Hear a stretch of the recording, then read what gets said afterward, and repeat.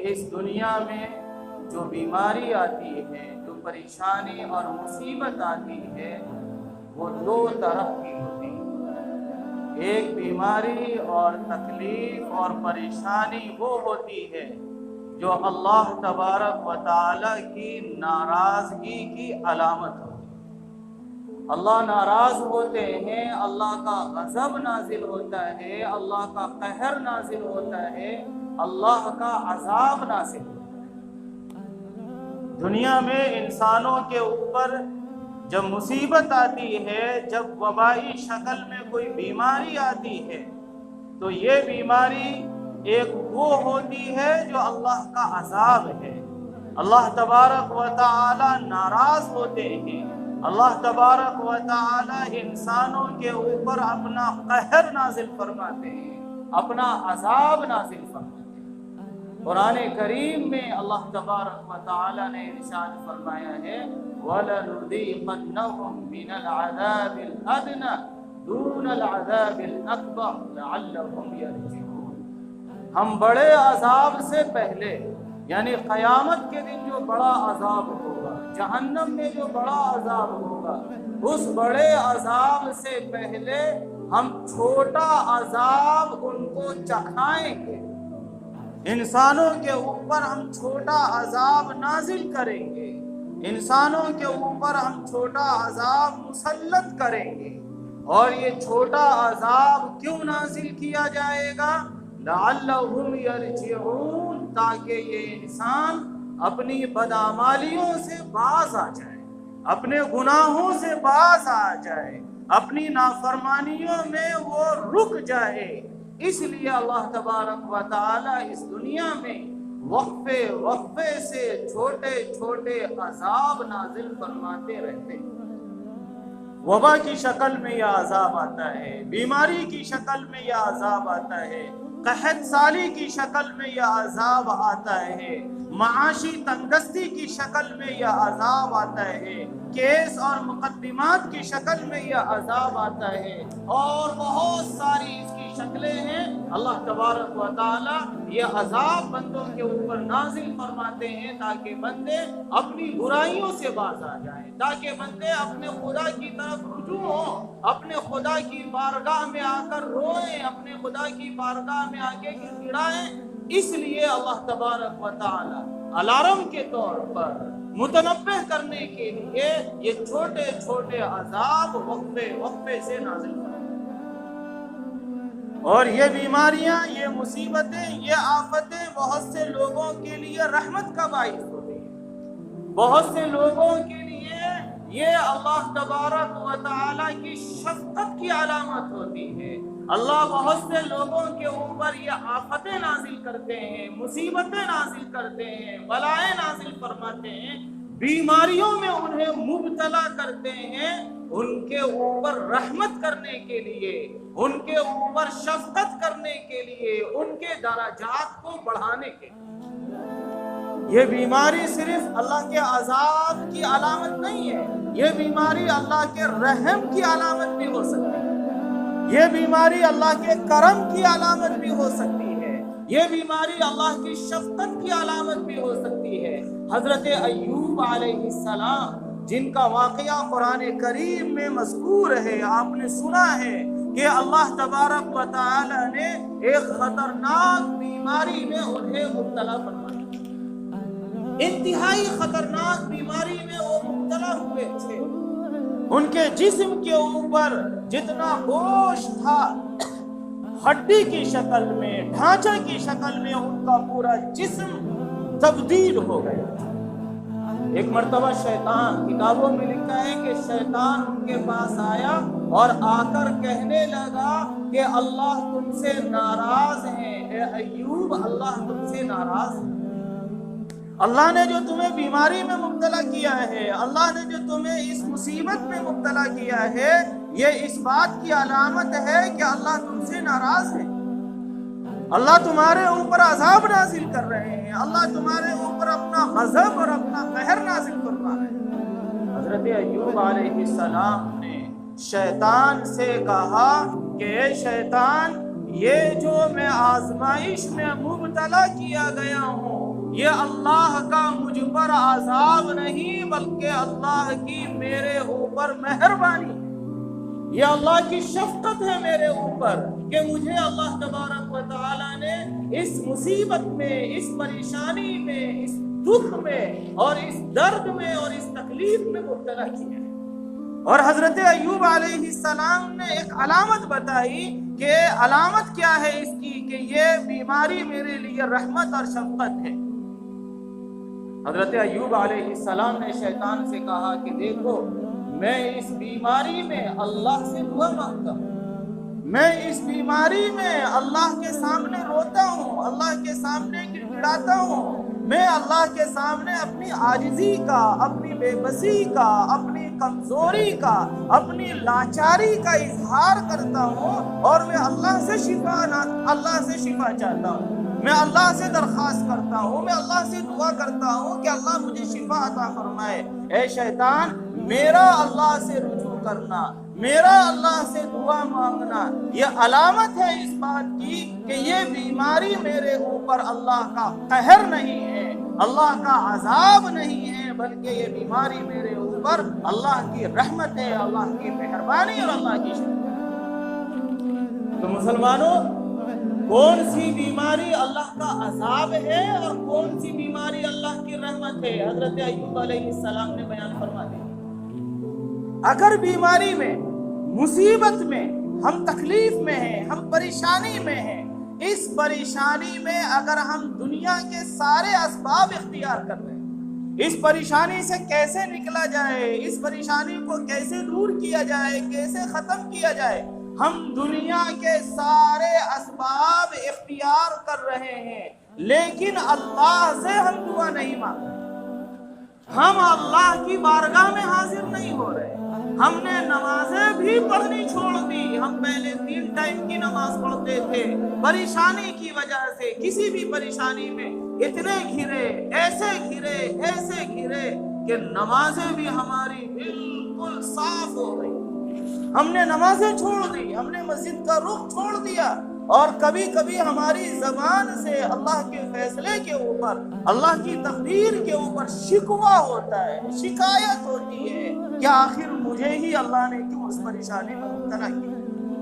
مسلمانوں کو ہی کیوں اللہ تبارک و تعالیٰ بار بار آزما رہا ہے، مسلمانوں کو ہی کیوں اللہ تبارک و تعالیٰ پوری دنیا میں مروا رہا ہے، مسلمانوں کا ہی کیوں خون ہو رہا ہے، مسلمانوں کو ہی کیوں ستایا جا رہا ہے، آخر اللہ تبارک و تعالیٰ ہمیں ہی کیوں تکلیف دے رہے ہیں، اس طرح کے شکوے بھی ہوئے تو یہ علامت ہے اس بات کی کہ یہ پریشانی، یہ بڑے عذاب سے پہلے دنیا میں چھوٹا عذاب ہے، یہ چھوٹا عذاب ہے اللہ کا، یہ اللہ کا قہر ہے، یہ اللہ کا غضب ہے، یہ اللہ تبارک و تعالیٰ کے غصے کی علامت ہے، ہم اللہ کے عذاب میں گرفتار ہیں، اور یہ عذاب تو دنیا کا ہے، پھر آخرت کے عذاب میں بھی ہم گرفتار ہوں گے، حسرت دنیا والآخرہ، دنیا میں بھی پریشان رہیں گے اور آخرت میں بھی پریشان رہیں گے۔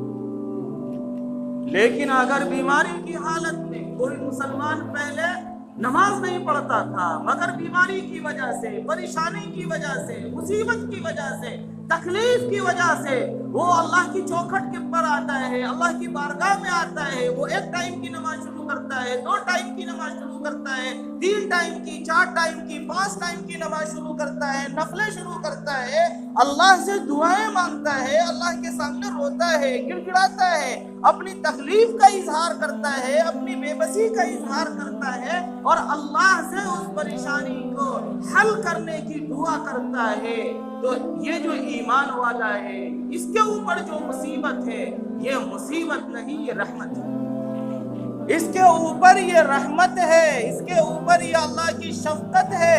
اللہ تبارک و تعالی چاہتے ہیں کہ اس کے نامہ اعمال میں جتنے گناہ ہیں ان تکلیفوں کے ذریعے ان تمام گناہوں کو دھو دیا جائے، ان تمام گناہوں کو صاف کر دیا جائے، گناہوں سے اس کا نامہ اعمال بالکل پاک کر کے، صاف کر کے ہمارے پاس اس کو بلایا جائے، اللہ کے پاس اس کو بلایا جائے، یہ اللہ تبارک و تعالیٰ چاہتے ہیں۔ اللہ نے مقدر میں جنت کا جو مرتبہ رکھا ہے ہمارے لیے، ہمارے اعمال ایسے نہیں ہیں کہ ہم ان اعمال کی بنیاد پر جنت کے اس مرتبے تک پہنچ سکیں. تو اللہ تبارک و تعالیٰ یہ نہیں چاہتا کہ جنت کے نچلے درجے میں آپ کو رکھے، بلکہ اللہ چاہتا ہے کہ جنت کے اسی بلند درجے میں آپ کو پہنچائے، اور اس کے لیے دنیا میں اللہ تھوڑی تکلیفیں دیتا ہے. جنت کے اعلیٰ درجات پر پہنچانے کے لیے دنیا میں اللہ تبارک و تعالیٰ تھوڑی پریشانی دیتا ہے، دنیا میں اللہ تبارک و تعالیٰ تھوڑی آزمائش میں مبتلا کرتا ہے. ایک سوال ہوتا ہے کہ اللہ تو اپنے بندے سے 70 ماؤں سے زیادہ پیار کرتے ہیں، محبت کرتے ہیں، پھر اللہ تبارک و تعالیٰ جس سے محبت کرتے ہیں اس کو پریشانی میں کیوں مبتلا کرتے ہیں؟ میں اگر کسی سے محبت کروں گا تو چاہوں گا کہ اس کو پریشانی میں مبتلا نہ کروں، زیادہ سے زیادہ اسے آرام پہنچا سکوں. اس کا جواب یہ ہے کہ اس دنیا میں اللہ کا قانون الگ ہے اور آخرت میں اللہ کا قانون الگ ہے. اس دنیا میں جو اللہ کا نظام ہے، اللہ کے اصول ہیں، اللہ کا قانون ہے، سسٹم ہے، وہ الگ ہے. آخرت میں اللہ کا نظام الگ ہے. اس دنیا میں اللہ کا جو بندہ جتنا محبوب ہوگا اسے اتنی ہی پریشانی میں مبتلا کیا جائے گا. جو جتنا محبوب ہوگا، اللہ کے جو جتنا قریب ہوگا، اللہ تبارک و تعالیٰ اتنی ہی پریشانی میں اسے مبتلا فرمائے گا.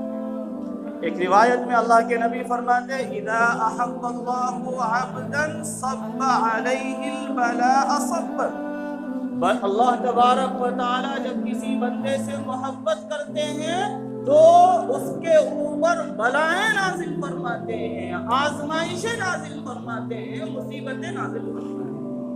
اللہ کے نبی فرماتے ہیں دوسری روایت میں کہ اشد الناس بلاء الانبیاء ثم الامثل فالامثل. جتنے انسان ہیں سب سے زیادہ آزمائش میں انبیاء مبتلا کیے جاتے ہیں. انبیاء اللہ کے سب سے محبوب بندے ہوتے ہیں، لیکن سب سے زیادہ آزمائش انبیاء کے اوپر آتی ہے. اللہ کے نبی فرماتے ہیں کہ پھر اس کے اوپر زیادہ آزمائش آئے گی جو انبیاء کے راستے کے جتنا قریب.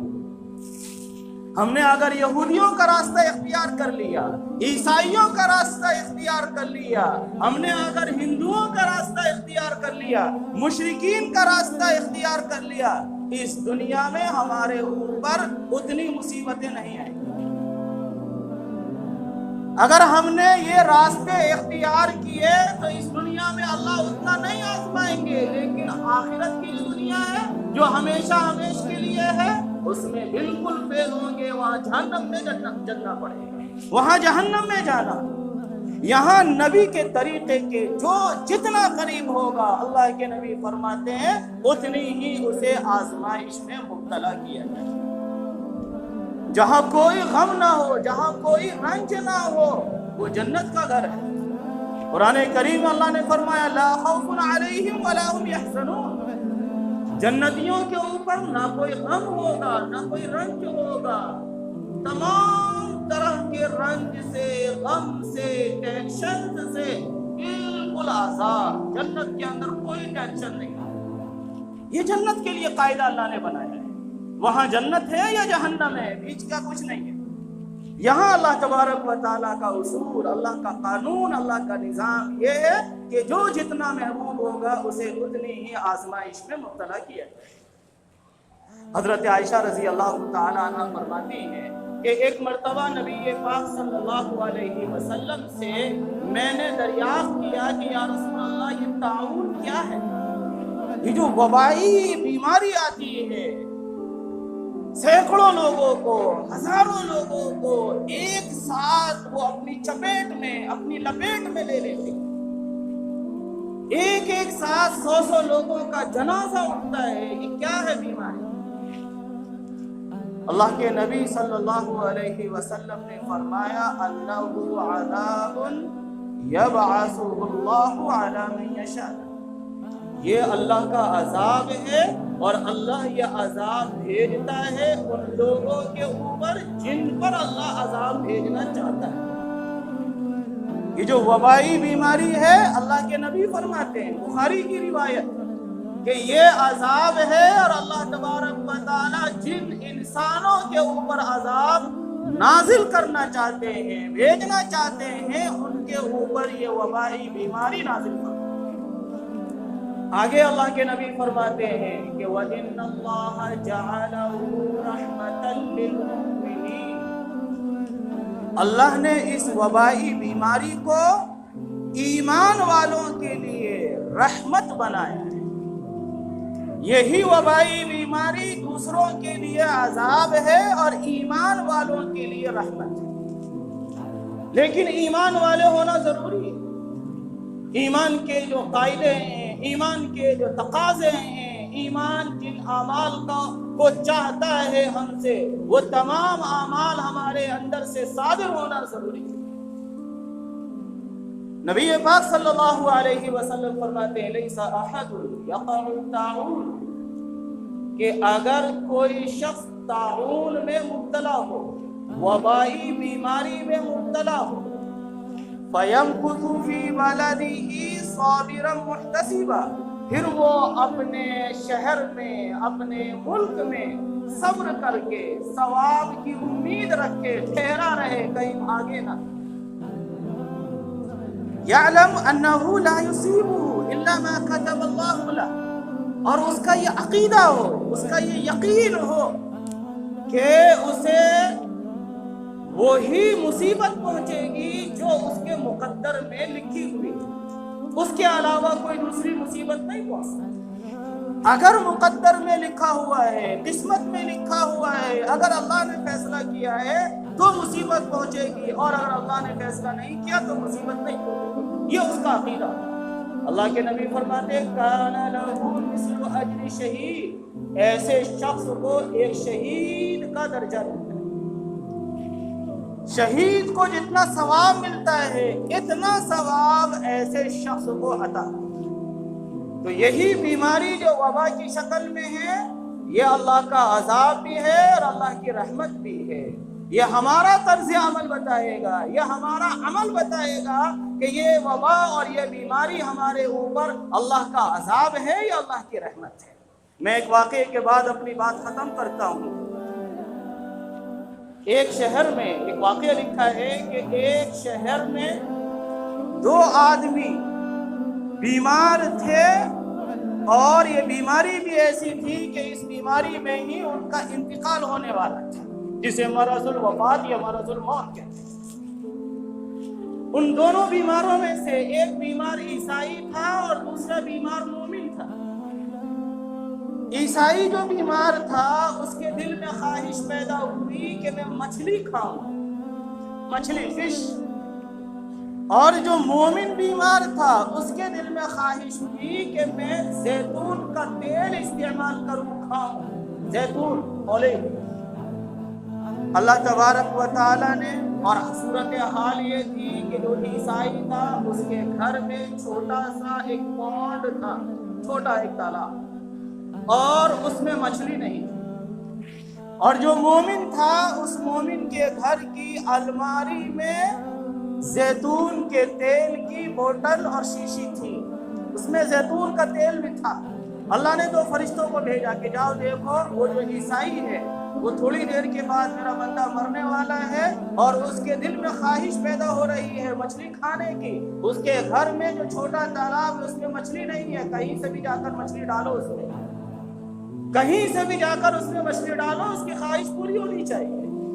اور وہ دوسرا مومن بندہ ہے، اس کو خواہش ہو رہی ہے زیتون کا تیل استعمال کرنے کی، اس کی الماری میں زیتون کی بوتل ہے، کیسے بھی کوئی سبب ایسا بناؤ کہ وہ زیتون کی بوتل گرے، ٹوٹ جائے اور تیل بکھر جائے اور وہ استعمال نہ کر سکے۔ یہ دونوں فرشتے جاتے ہیں اپنے اپنے مشن پہ، راستے میں ملاقات ہو جاتی ہے۔ دونوں کو اللہ نے الگ الگ بلایا تھا، ایک ساتھ نہیں بلایا تھا۔